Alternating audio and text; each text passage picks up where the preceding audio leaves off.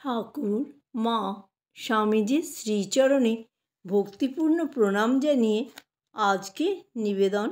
জগন্মাতা আশ্বাস দিলেন, ভয় নাই, ত্যাগী শুদ্ধ সত্য ভক্তেরা আসছে। দক্ষিণেশ্বরে শ্রীরামকৃষ্ণদেব সুদীর্ঘ সাধনা সমাপনান্তে ত্যাগী ভক্তদের সঙ্গলাভের বাসনায় একদিন শ্রী শ্রী জগন্মাতার শ্রীচরণে নিবেদন করিলেন। বিষয়ী সংসারী লোকদের সঙ্গে কথা বলতে বলতে জিভ জ্বলে গেল। জগন্মাতা আশ্বাস দিলেন, ভয় নাই, ত্যাগী শুদ্ধ সত্য ভক্তেরা আসছে। ফলেও দেখা গেল যে যথাকালে ত্যাগী যুবকগণ আসিতে লাগিলেন। এই অন্তরঙ্গদের মধ্যে আবার শ্রীযুক্ত রাখালের স্থান অতি উচ্চ। তিনি স্বল্প সংখ্যক ঈশ্বরকোটিদের অন্যতম এবং ঠাকুরের মানসপুত্র। জগন্মাতা তাহার আগমনের কথা পূর্ব হইতেই শ্রীরামকৃষ্ণকে জানাইয়া রাখিয়াছিলেন। ঠাকুর বলিতেন, রাখাল আসিবার কয়েকদিন পূর্বে দেখিতেছি মা একটি বালককে সহসা আমার ক্রোড়ে বসাইয়া দিয়া বলিতেছেন, এইটি তোমার পুত্র। শুনিয়া আতঙ্কে শিহরিয়া উঠিয়া বলিলাম, সে কি, আমার আবার ছেলে? তিনি তাহাতে হাসিয়া বুঝাইয়া দিলেন, সাধারণ সংসারীভাবে ছেলে নয়, ত্যাগী মানুষপুত্র। তখন আশ্বস্ত হই। ওই দর্শনের পরে রাখাল আসিয়া উপস্থিত হইল এবং বুঝিলাম এই সেই বালক। শ্রীযুক্ত রাখালচন্দ্র ঘোষ 1863 খ্রিস্টাব্দের 21শে জানুয়ারি মঙ্গলবার বসিরহাট মহকুমার অন্তর্গত শিকোড়া কুলিন গ্রামে এক অতি সম্ভ্রান্ত বংশে জন্মগ্রহণ করেন। মানুষ স্বাভিমানের সিদ্ধির জন্য জগতে কত কিছুই না করিয়া থাকে, অথচ বিধির বিধানে ফল অন্যরূপ হইয়া যায়। রাখালের পিতা বিবাহ দিয়া পুত্রকে মায়ার বন্ধনে আবদ্ধ করিতে চাহিলেন, কিন্তু এই বিবাহই অচিরে রাখালকে দক্ষিণেশ্বরে উপস্থিত করিল। রাখালের জ্যেষ্ঠ শ্যালক মনমোহন পূর্ব হইতেই শ্রীরামকৃষ্ণের শ্রীচরণে আশ্রয় লইয়াছিলেন। ধর্মশীলা শ্বশ্রুমাতাও শ্রীরামকৃষ্ণের একান্ত অনুরক্তা ছিলেন। বিবাহের পর কোন্নগরের বাড়ি হইতে কলকাতায় প্রত্যাবর্তনের পথে মনমোহন একদিন শ্বশুরগৃহে আগত রাখালকে দক্ষিণেশ্বরে উপস্থিত করিলেন। এই শুভ লগ্নের জন্য জগদম্বা পূর্ব হইতেই শ্রীরামকৃষ্ণের মন প্রস্তুত করিয়া রাখিয়াছিলেন।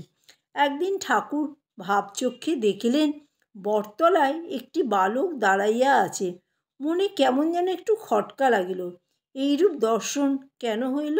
ভাগিনীয় হৃদয়কে এই সন্দেহের কথা জানাইলে হৃদয় সোল্লাসে বলিলেন, মামা, তোমার ছেলে হবে, তাই দেখেছ। শুদ্ধ অপাবৃদ্ধ মহাপুরুষ চমকিত হইয়া বলিলেন, সে কিরে, আমার যে মাতৃজনী, আমার ছেলে হবে কিরে? এই প্রশ্নের উত্তর হৃদয় দিতে পারেন নাই, দিয়াছিলেন জগদম্বা। সে কথা আমরা প্রারম্ভেই উল্লেখ করিয়াছি। আলোচ্য দিনে প্রতীক্ষমান শুদ্ধসত্ত্ব মানসপুত্র রাখালের আগমনের প্রাক্কালে ঠাকুর ভাবচক্ষে দেখিলেন, গঙ্গাবক্ষে সহসা শতদল পদ্ম বিকশিত হইয়াছে। তাহার দলে দলে অপূর্ব শোভা। চিরকিশোর রাখালরাজ শ্রীকৃষ্ণের কর ধারণ করিয়া অপর একটি অনুরূপ বালক নূপুর পায়ে শতদলের উপর নৃত্য করিতেছে। নৃত্যের অপূর্ব ছন্দে মাধুর্য সিন্ধু উথলিয়া উঠিতেছে। দেখিতে দেখিতে শ্রীরামকৃষ্ণ আত্মহারা হইলেন।